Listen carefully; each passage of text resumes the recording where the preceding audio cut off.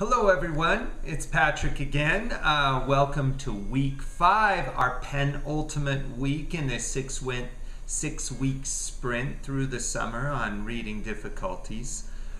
We have basically what I called in the course shell little module introduction, the impossible task of dealing with a complex, multi-faceted activity like reading comprehension and instruction in reading comprehension for kids who struggle with it in more or less 1 week. You know, really you could probably picture this, you could spend an entire term or more just kind of trying to get to the bottom of this and really having a solid understanding of how to approach it in terms of instruction. But we'll do the best we can. We of course are starting the final text for the class, which is the Klingner Vaughan text on teaching reading difficulties, which is an excellent text. If you like the O'Connor text on teaching word recognition for kids with learning disabilities, this is sort of its partner text, also by two top-notch scholars in this area. Very practical, but it also is jam-packed with information, strategies, and so forth. So I'm going to take this video introduction very seriously because I see it as kind of a way to give you an advanced organizer to hopefully take away as much as possible from, you know, reading 5 chapters in a couple days in that text. I'm a little worried about information overload this week. In fact, because of that, I have eliminated the DeWitts and DeWitts reading, which was going to be paired with the chapters from the text. So no DeWitts and DeWitts, we just have the 5 text chapters. Spend some time with it, maybe the first 3 on one day, the second 2 on the next day, because it is a lot of information, a lot of teaching strategies, and it's easy to kind of have it all get jumbled together, I think. All right, so let's dive in. Do the best we can on Patrick's points on reading comprehension. Okay, where we start with this is where I started just now, that reading comprehension is this complex, multi-component task or activity. Okay, it includes decoding and fluency. We've said many times, if you can't read the words, good luck knowing what they mean. Okay? It includes vocabulary / prior knowledge of the subject of the text. Again, if you don't know what the individual words mean, good luck knowing what the text as a whole means. Now we're adding the last piece that we haven't really dealt with in the preceding modules, which is active and strategic processing. We know that good readers, that, you know, for instance, us as adult university level readers, are active and strategic as we work our way through the text. So we not only, of course, read most of our texts with great fluency, and we have the necessary vocabulary and prior knowledge to comprehend them, but we also bring active and strategic processing, a set of skills, a set of tools, a set of lenses that help us really make sense of what we read. Now, before we go on, what we've done so far really has been in this domain of decoding and fluency. And to be quite honest, with our struggling elementary students, the vast majority of them have comprehension difficulties. They may have difficulties in all these areas, but it is these basic foundational skills of word reading and fluency that are probably the biggest obstacle to their comprehension. And it is intervening in these areas, as we've talked about for the preceding 3 weeks, where we're probably going to see the greatest gains in comprehension. That's not to say that the same kid may not have, you know, limited vocab knowledge and may really be lacking active strategic processing. But those are kind of, you know, in terms of those basic needs, you know, from food, shelter, and so forth, Here's our basic building block, which is the decoding and fluency. So I feel good that we've spent, a good focused time on those skills, because you take a kid, second grade, third grade, fourth grade, who is struggling with reading, the first initial sort of jump in reading comprehension that they're going to make is probably going to be as a result of improving their word reading accuracy and improving their text reading fluency. Again, from that point to continue to improve in terms of their comprehension, yes, we may need to seriously look at the vocabulary issues and the strategic processing, and those are going to be our focus this week.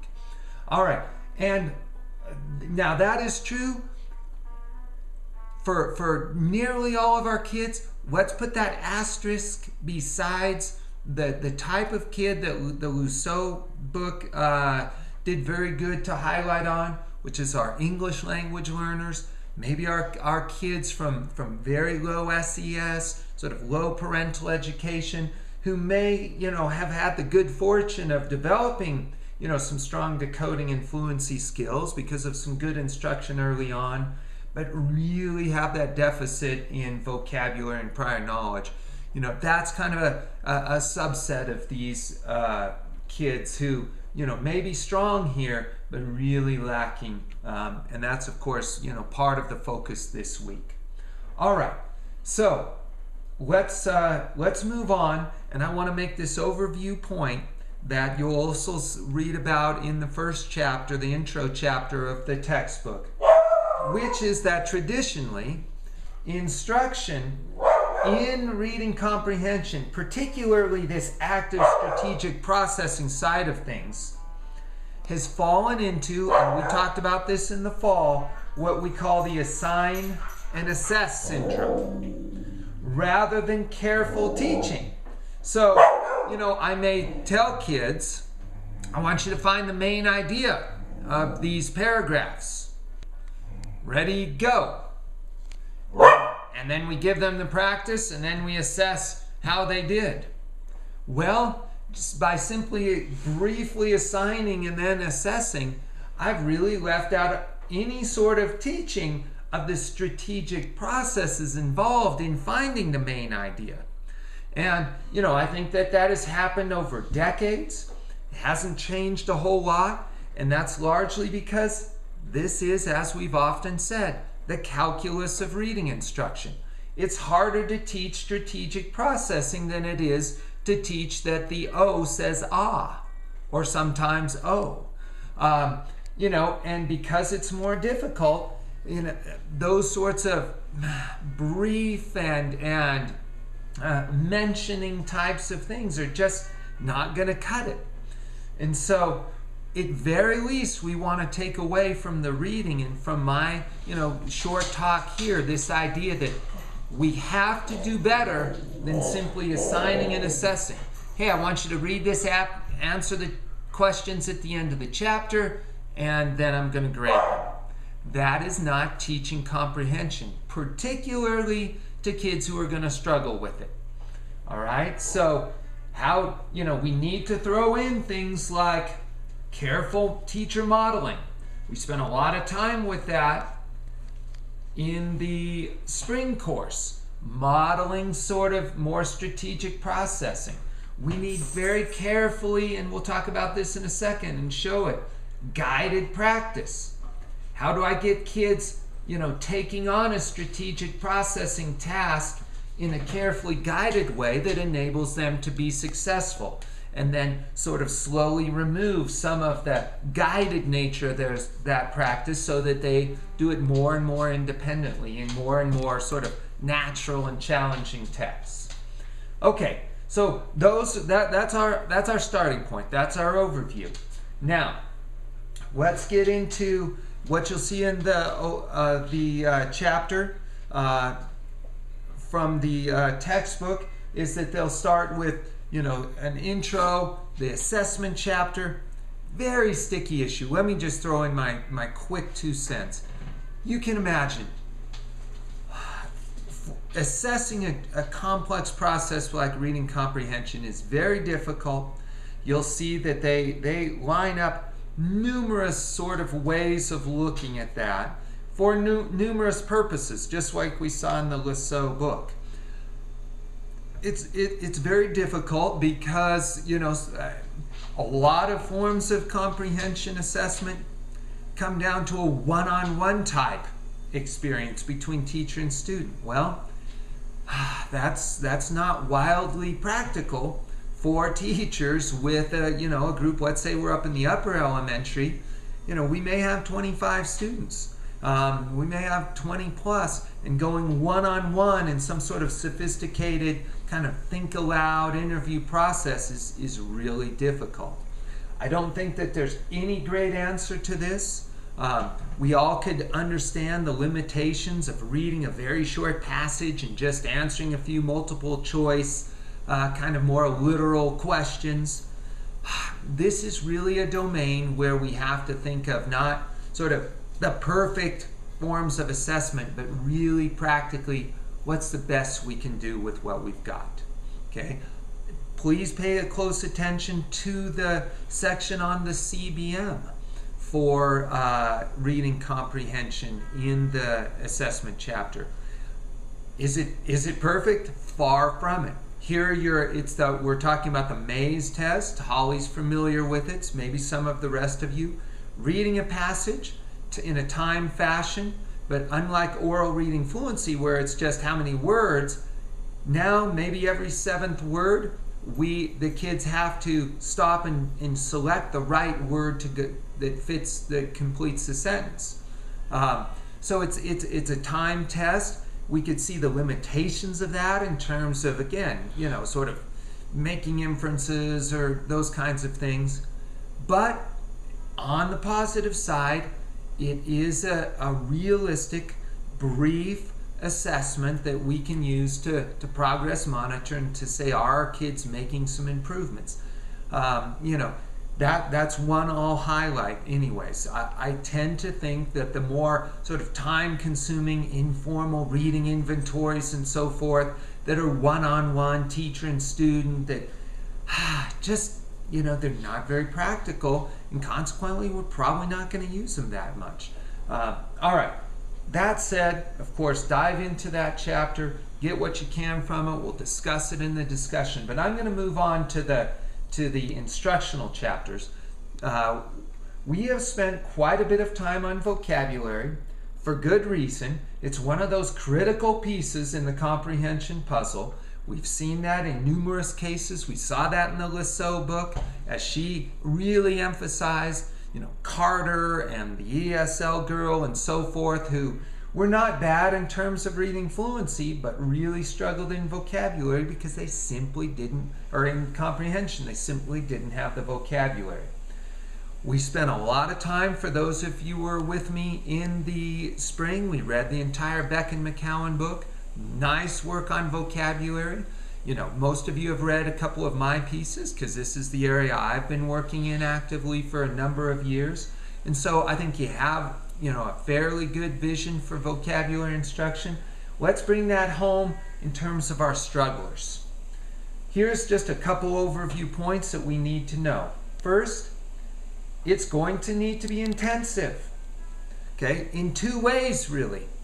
First, strugglers will generally know less words than our stronger students, so we may have to teach more words for them to sort of be on par in comprehending text.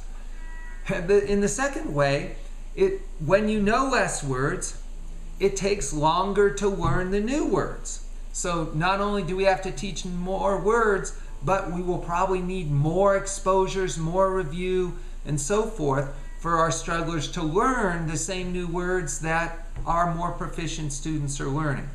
Okay, so I really would stress the need for more ongoing review.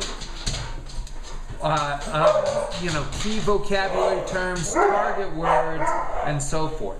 For those of you who've been with me, we've seen the word walls with the images paired to the words, the word collections in social studies and science.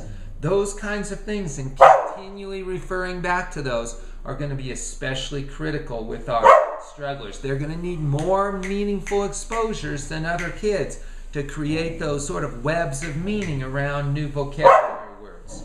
12. Second piece is the idea of word selection. You know, pre-teaching those key words, those in our terms from the article that you guys read, are those essential words for understanding an upcoming text is going to be really critical. Our strugglers are going to have less of a chance of knowing those essential words than maybe our more proficient students. So we have to choose those key essential words and do a good job pre-teaching them, or the students may be quickly lost in in the upcoming reading. But at the same time, they're strugglers. The words that are not sort of traditionally we would consider targets for, let's say, our 5th grade on-level readers, they may still need to know. If you think in terms of Beck and McCowan's Tier 1 basic words, baby and ball, no, we don't need to teach those. You think of the Tier 2 words, forlorn and arrogant. Yeah, they're probably going to need those like the rest of the class. I like to create that 3rd tier, which I call Tier 2 minus. Just right words, Goldilocks words for our strugglers. And these are our accessible words from the article that my team wrote that you guys read. Words that you wouldn't necessarily teach to all of your 5th graders, but you pull out for that small group, ESL students, the Carters who come from those low-income homes, who have less exposure at home to rich vocabulary. The